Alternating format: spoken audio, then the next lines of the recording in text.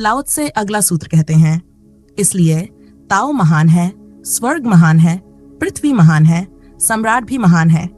ब्रह्मांड के ये 4 महान हैं और सम्राट उनमें से एक है। मनुष्य अपने को पृथ्वी के अनुरूप बनाता है, पृथ्वी अपने को स्वर्ग के अनुरूप बनाती है, स्वर्ग अपने को ताओ के अनुरूप बनाता है और ताओ अपने को स्वभाव के अनुरूप बनाता है। चलिए अब इस सूत्र को समझने की कोशिश करते हैं। ताओ ही परम सत्य है, इसके आगे कुछ भी नहीं। ताओ का अर्थ है जीवन के अंतिम नियम के साथ बह जाना, बिना किसी विरोध के। लेकिन हमारा जीवन ऐसा नहीं है। हर पल हर क्षण हम संघर्ष में हैं। हम जीते नहीं बल्कि जीवन से लड़ते रहते हैं। हमें लगता है जीवन एक युद्ध है जहां हमें सब कुछ छीन कर पाना है। हमारा विचार है कि जो जितना अधिक छीनता है उतना ही अधिक पा लेता है, जो संघर्ष नहीं करता वह हार जाता है। लेकिन लाओ त्से का दृष्टिकोण बिल्कुल विपरीत है। वह कहता है जो छीनता है वह सब कुछ पा सकता है लेकिन जीवन खो देता है। धन, यश और पद तो मिल सकते हैं लेकिन जीवन उनसे वंचित हो जाता है। जो जीवन की कीमत पर पद, धन या यश प्राप्त करता है, अंत में उसे केवल खालीपन और दुख मिलता है। लाओ त्से के अनुसार जीवन को पाना है तो छीनने का रास्ता छोड़ना होगा। जीवन के साथ बहना सीखो। जहां जीवन की धारा बहती है वहीं चलो, विश्वास रखो, जीवन पर भरोसा करो। यही ताओ की शिक्षाएं हैं। जीवन ही हमारी सांस है, हमारा दिल है। अगर जीवन पर विश्वास नहीं तो किसी और चीज पर विश्वास असंभव है। लाओ त्से श्रद्धा को जीवन के प्रति विश्वास मानता है। वह ईश्वर पर विश्वास की बात नहीं करता। ईश्वर को हमने देखा नहीं, जाना नहीं। अज्ञात में विश्वास करना स्वयं को धोखा देना है। विश्वास बिना अनुभव के संभव नहीं। केवल अनुभव के बाद ही सच्ची श्रद्धा उत्पन्न हो सकती है। लाओ त्से कहते हैं जो अज्ञानी है वह संदेह करता है। ज्ञान पर ही श्रद्धा संभव है। संदेह अज्ञान का संकेत है और श्रद्धा ज्ञान का। संदेह को बाहर से, श्रद्धा के आवरण से ढकना आत्मधोखा है। भीतर के संदेह को मिटाना होगा। केवल ऊपर से श्रद्धा का दिखावा करना व्यर्थ है। हमने बच्चों को धर्म के नाम पर विश्वास सिखाया, लेकिन वह विश्वास सच्चा नहीं था। यह विश्वास केवल अंधापन है। सच्ची श्रद्धा ज्ञान की आंखों से उत्पन्न होती है। लाओ त्से का दृष्टिकोण वैज्ञानिक और तर्कसंगत है। वह ईश्वर की बात नहीं करता। वह जीवन पर भरोसा करने की बात करता है। जीवन को समझो, उसे अपनाओ। यही शुरुआत है। जीवन हमारे भीतर है, हमारी हर सांस में है। इसे जानो, इसके साथ चलो। लाओ त्से 4 आदर्शों की बात करते हैं। उन आदर्शों को समझने और अपनाने से हम जीवन के निकटतम सत्य तक पहुंच सकते हैं। ताओ महान है, स्वर्ग महान है, पृथ्वी महान है और सम्राट महान है। ताओ श्रेष्ठतम है, अंतिम है। लेकिन ताओ हमारी पकड़ से बहुत दूर है। हमारे हाथ वहां तक पहुंच नहीं सकते। हालांकि वह हमारे भीतर ही छिपा हुआ है, पर पहचान अभी अधूरी है। लाओ त्से ताओ के बाद स्वर्ग को दूसरी सीढ़ी पर रखते हैं। स्वर्ग यानी आनंद का सूत्र। ताओ तो बहुत दूर है, लेकिन आनंद की झलक कभी कभी हमें मिलती है। सुबह के समय जब आखिरी तारा डूबता है या जब झील में काले बादलों की परछाई पड़ती है, उन क्षणों में हम स्वर्ग की हल्की झलक पाते हैं। प्रेम के किसी पल में जब समय थम जाता है, हम सब भूल जाते हैं और बस वही क्षण अमर हो जाता है। लेकिन ये क्षण अस्थायी होते हैं। हम आनंद को समझने का प्रयास करते हैं, लेकिन अक्सर इसे सुख समझ बैठते हैं। सुख केवल आनंद की झलक है, उसका प्रतिबिंब है। जैसे झील में चांद का प्रतिबिंब होता है, असली चांद नहीं। झील में एक कंकड़ पड़ जाए तो चांद टूटकर बिखर जाएगा। हमारे जीवन का सुख भी ऐसा ही है। लाओ त्से कहते हैं कि आनंद तक पहुंचने के लिए सुख का त्याग करना होगा। जब तक झील के चांद को छोड़ने का साहस नहीं करेंगे, आकाश के चांद को नहीं देख पाएंगे। सुख आनंद को समझने का कारण है, पर साथ ही सबसे बड़ी बाधा भी है। आनंद को पाने के लिए सुख को छोड़ना पड़ता है। हम दुख को छोड़ना चाहते हैं, लेकिन वह छूटता नहीं। सुख को पकड़ना चाहते हैं, लेकिन वह पकड़ में नहीं आता। तब इस विपरीत नियम का प्रयोग है। दुख को पकड़ने से वह हाथ से फिसलता है और सुख को छोड़ने से वह पास आ जाता है। धर्म अंतस जीवन का विज्ञान है।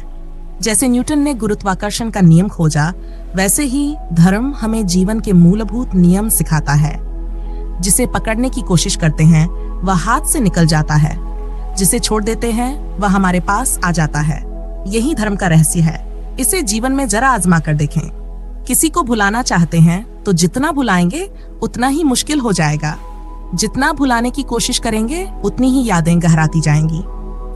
भुलाने का प्रयास भी एक तरह से याद करना ही है। आप आंखें बंद करके मन से भुलाने की कोशिश कर रहे हैं, लेकिन भीतर वही व्यक्ति बार बार उभर आता है। अब इससे उल्टा करके देखें। किसी की याद करने का प्रयास करें जिसे आप बहुत प्रेम करते हैं। उसकी छवि अपने मन में पूरी तरह से उकेरने की कोशिश करें, लेकिन जैसे ही आप पूरा ध्यान लगाकर उसे याद करेंगे, वह चेहरा फिसलने लगेगा, वह धुंधला हो जाएगा, रेखाएं टूटने लगेंगी। आप पाएंगे कि जिसे आप अपने सबसे करीब मानते हैं, उसका चेहरा भी आपके मन में टिक नहीं पाता। अपनी मां का चेहरा याद करने की कोशिश करें। आप चकित रह जाएंगे कि वह चेहरा भी आपकी याद से फिसल रहा है। ये क्यों होता है? ऐसा लगता है कि चेष्टा ही विकर्षण बन जाती है। जिसे भुलाना चाहते हैं वह और गहराई से याद आता है, और जिसे याद करना चाहते हैं वह स्मृति से छूट जाता है। यह विपरीत नियम काम करता है, एक अनदेखा सत्य, लॉ ऑफ रिवर्स इफेक्ट। जो इस नियम को समझ लेता है वह दुख को हटाने की कोशिश नहीं करता और सुख को बुलाने का प्रयास भी नहीं करता।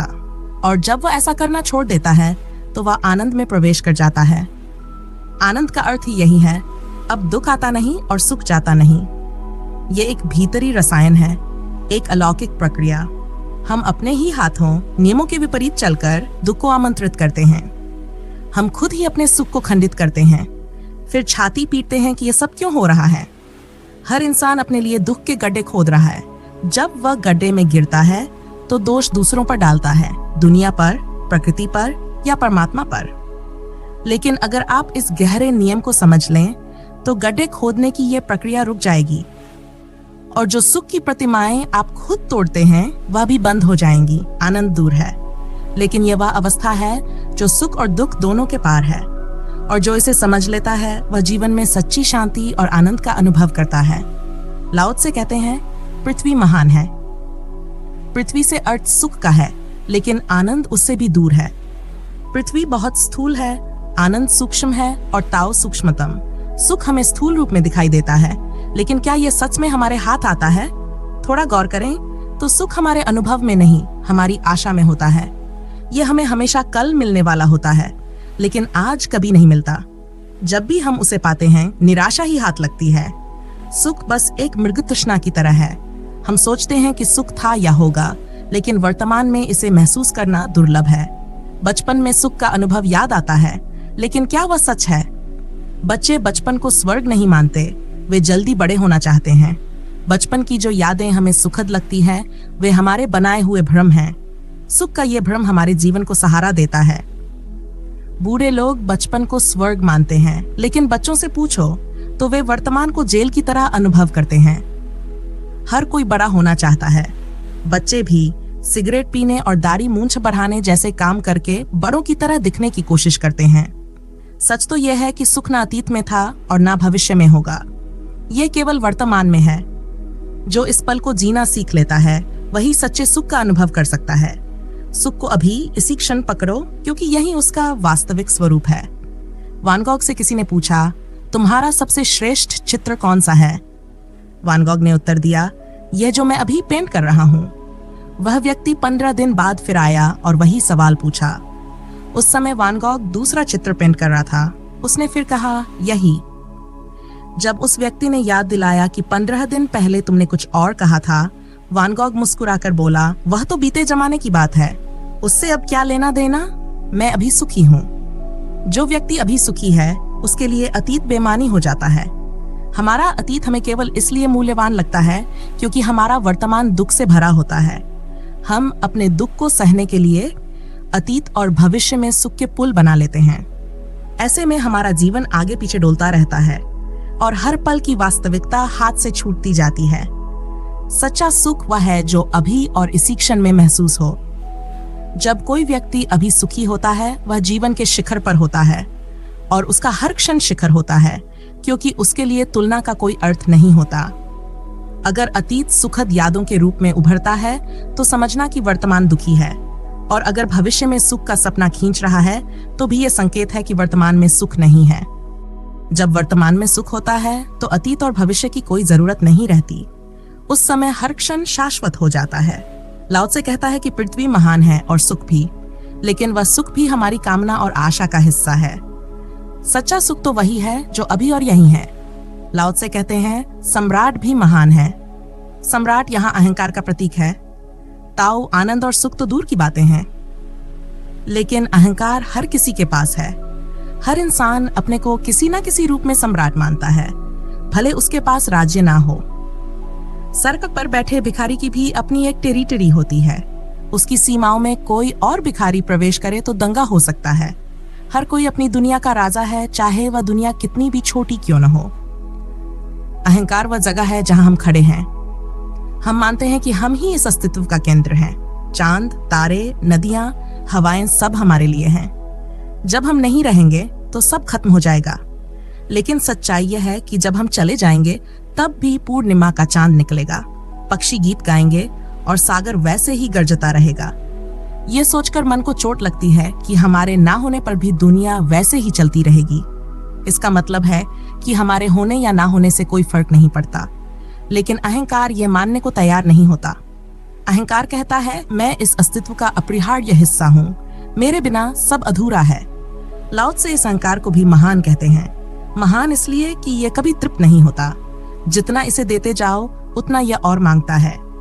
जो इसे मिल जाता है वह व्यर्थ लगने लगता है और जो नहीं मिलता वही सार्थक लगता है।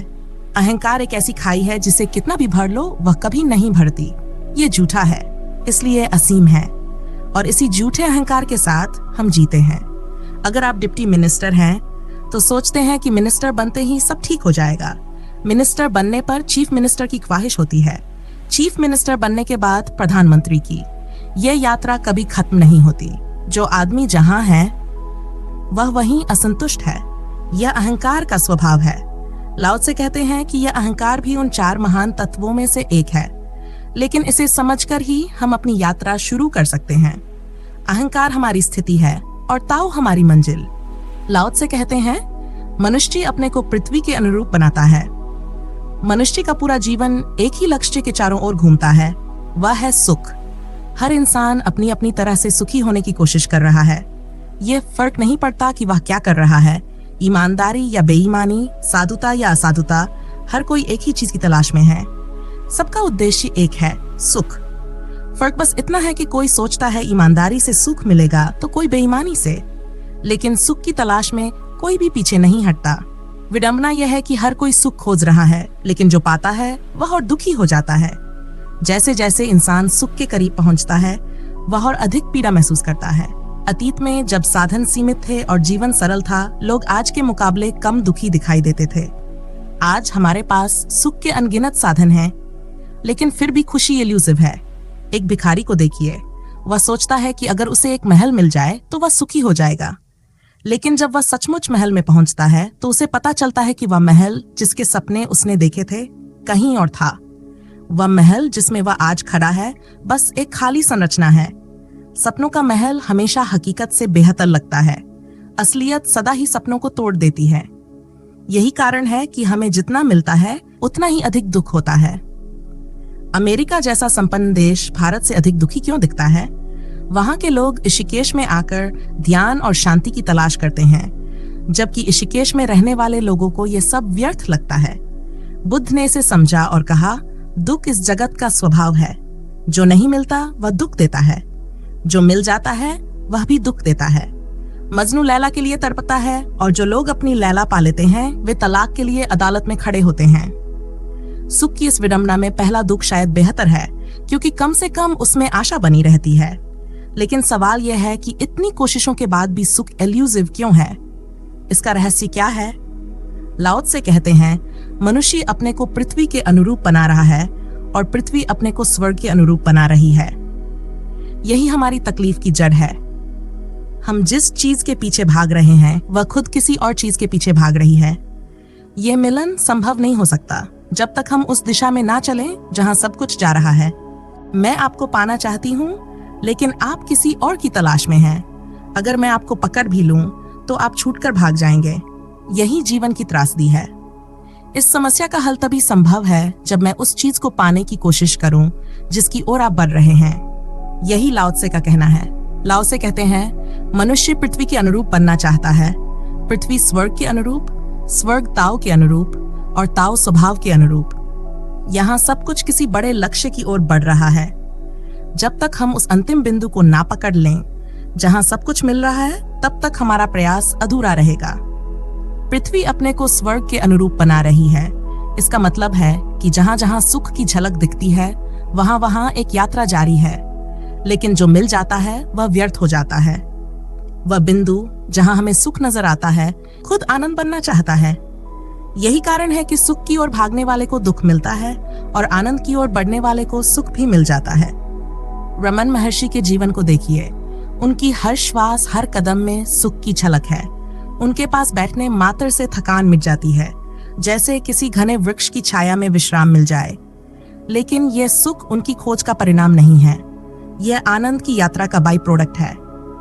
रमन महर्षि के पीछे चलने वाले साधु सन्यासी अक्सर दुखी दिखते हैं, क्योंकि वे रमन महर्षि को देखकर सुख की नकल करने लगते हैं। लेकिन सुख नकल से नहीं आता। रमन महर्षि की काया, उनकी श्वास, उनके होने में जो सुख है वह उनकी आनंदमय यात्रा का परिणाम है। जहां जहां हमें सुख की झलक मिलती है, चांदनी रात में, जंगल की हरियाली में या किसी झील की शांति में, वह इस बात का संकेत है कि यह सब किसी और बड़े आनंद से जुड़ा हुआ है। पृथ्वी, पदार्थ, हर छोटा सा बीज, सब कुछ स्वर्ग बनने की कोशिश में है। लेकिन यहाँ कुछ भी शाश्वत नहीं है। फूल खिलते हैं और मुरझा जाते हैं, चांद पूरा होता है और घटने लगता है। स्वर्ग भी ताओ के अनुरूप बनने की यात्रा में है। इसका मतलब है कि जिसे हम जानते हैं यह अस्तित्व का अंत नहीं है।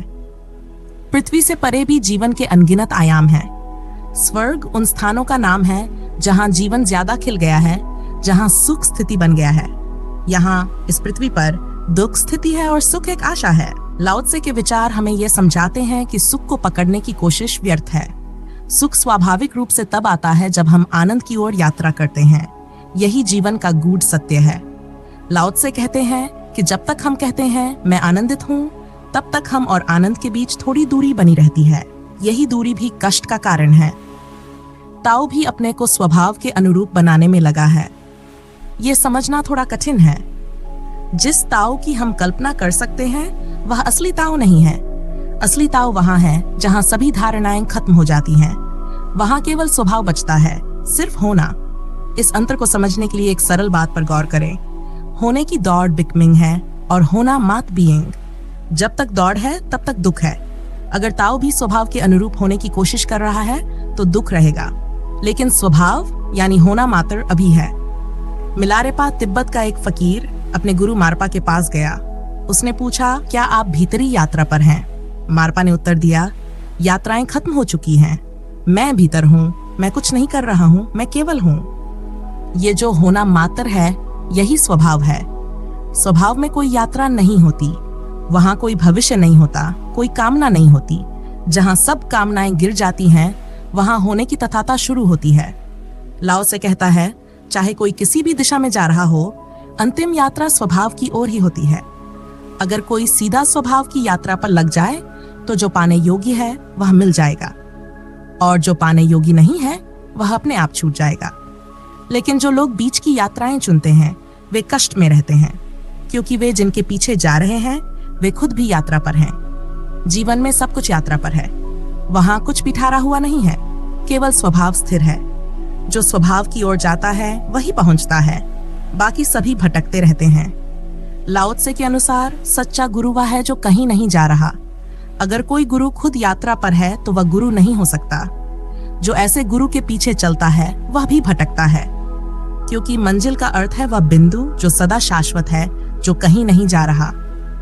स्वभाव की ओर जाने का अर्थ है उस सब को छोड़ देना जो कृत्रिम है, जो प्रयास से है। स्वभाव आपके भीतर ही मौजूद है। इसे पाने के लिए केवल रुकना होगा। लाओ त्से 3 शब्दों में कहते हैं, जो खोजेगा वह खो देगा। पाने की कोशिश मत करो। जो भीतर है उसे पाने के लिए रुकना होगा। जो दूर है उसे पाने के लिए चलना होगा। लेकिन जो भीतर है वह केवल ठहरने से मिलता है।